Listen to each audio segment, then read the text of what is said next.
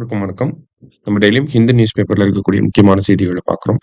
இன்னைக்கு என்ன செய்திகள் இருக்கு அப்படிங்கிறத பார்ப்போம். ஸோ இங்க பார்த்தீங்க அப்படின்னா, RBI cuts repo rate by 0.25% அப்படின்னு சொல்லி குடுத்துருக்காங்க. ஸோ நேத்து ஆர்பிஐயோட மானிட்டரி பாலிசி மீட்டிங் அப்படிங்கிறது நடந்திருக்கு. சரிங்களா?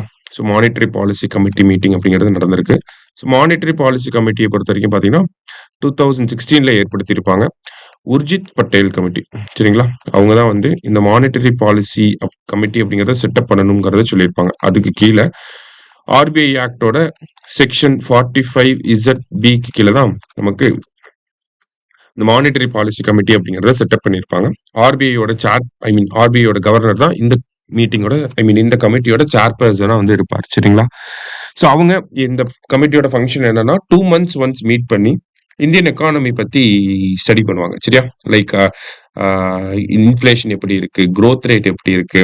நம்மளோட அ எக்ஸ்டர்னல் ஃபேக்டர்ஸ்னால நம்ம எக்கானமி எப்படி அஃபெக்ட் ஆகுது? இந்த மாதிரியான விஷயங்கள ஸ்டடி பண்ணி, அதுக்கு ஏத்த மாதிரி ஒரு சில மாடிஃபிகேஷன்ஸ் வந்து பண்ணுவாங்க. லைக் ரெப்போ ரேட்ட இன்கிரீஸ் பண்ணுவாங்க, ரெப்போ ரேட்ட டிக்ரீஸ் பண்ணுவாங்க.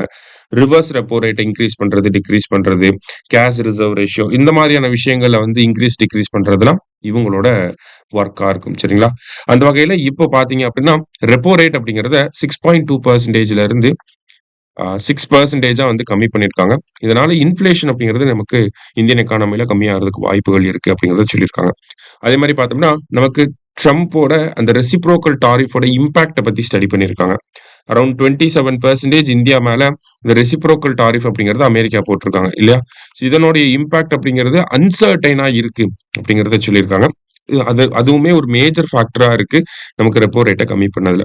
அதே மாரி இந்தியாவோட குரோத் ரேட் அப்படிங்கிறத முன்னாடி ஆர்பிஐ 6.7%ல இந்த வருஷம் எக்கனாமிக் குரோத் இருக்கும் அப்படிங்கிறத சொல்லியிருந்தாங்க. இப்ப அதையும் கம்மி பண்ணி இந்தியாவோட எக்கனாமிக் குரோத் 6.5% தான் இருக்கும் அப்படிங்கிறதையும் சொல்லியிருக்காங்க. சரியா? ஸோ இதுதான் ஆர்பிஐயோட மானிட்டரி பாலிசி கமிட்டி மீட்டிங்ல எடுக்கப்பட்ட முக்கியமான அந்த மீட்டிங்ல இருந்த முக்கியமான விஷயங்களா இருக்கு. அடுத்ததா பார்த்தீங்க அப்படின்னா, new scheme to modernise irrigation அப்படின்னு சொல்லி நேத்து கேபினெட் வந்து ஒரு திட்டத்துக்கு ஒப்புதல் வழங்கியிருக்காங்க. என்ன அப்படின்னு பார்த்தீங்கன்னா, command area development and water management அப்படிங்கிற இந்த ஒரு விஷயம். இது ஒரு காம்போனன்ட்டா பிரதான் மந்திரி கிருஷி சிஞ்சை யோஜனாக்கு கீழ வரப்போகுது. பிரதான் மந்திரி கிருஷி சிஞ்சை யோஜனா அப்படிங்கிறது நமக்கு 2015ல விவசாயத்துல வாட்டர் யூசேஜ் அப்படிங்கிறத எஃபிஷியன்ட்டா யூஸ் பண்ணணும் அப்படிங்கிறதுக்காக கொண்டு வந்திருப்பாங்க. அதுக்கு கீழ நெறைய சப் ஸ்கீம்ஸ் அப்படிங்கிறது இருக்கு. ஓகேங்களா? லைக் வந்து ஹர் கீத் கோ பானி அப்படிங்கிறது இருக்கு. பெர் டிராப் மோர் காப் அப்படிங்கிறது இருக்கு. வாட்டர் டெவலப்மெண்ட் ஏரியா அப்படிங்கிற விஷயங்கள்லாம் இருக்கு. இந்த மாதிரி நெறைய சப் ஸ்கீம்ஸ் அப்படிங்கிறது இருக்கு. ஓகேங்களா? அதுக்கு கீழ இன்னொரு சப் ஸ்கீமா என்ன கொண்டு வந்திருக்காங்க, இன்னொரு காம்போனன்ட்டா என்ன கொண்டு வந்திருக்காங்கன்னா, command area development and water management அப்படிங்கிற இந்த ஒரு விஷயத்துக்கு அப்ரூவல் குடுத்திருக்காங்க.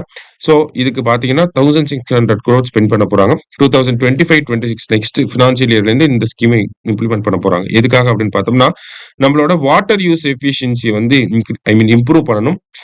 அதே மாரி லேட்டஸ்ட் டெக்னாலஜிஸ வந்து வாட்டர் யூசேஜ்ல இரிகேஷனுக்காக யூஸ் பண்ணக்கூடிய வாட்டர்ல அந்த ஒரு அ விஷயத்துல வந்து லேட்டஸ்ட் டெக்னாலஜிய வந்து இன்டகிரேட் பண்ண போறாங்க. அதே மாரி பார்த்தோம்னா, சஸ்டெய்னபிள் ஃபார்மிங்க வந்து ப்ரமோட் பண்றதுக்காகவும் இந்த ஒரு ஸ்கீம லான்ச் பண்ணியிருக்காங்க. சரியா?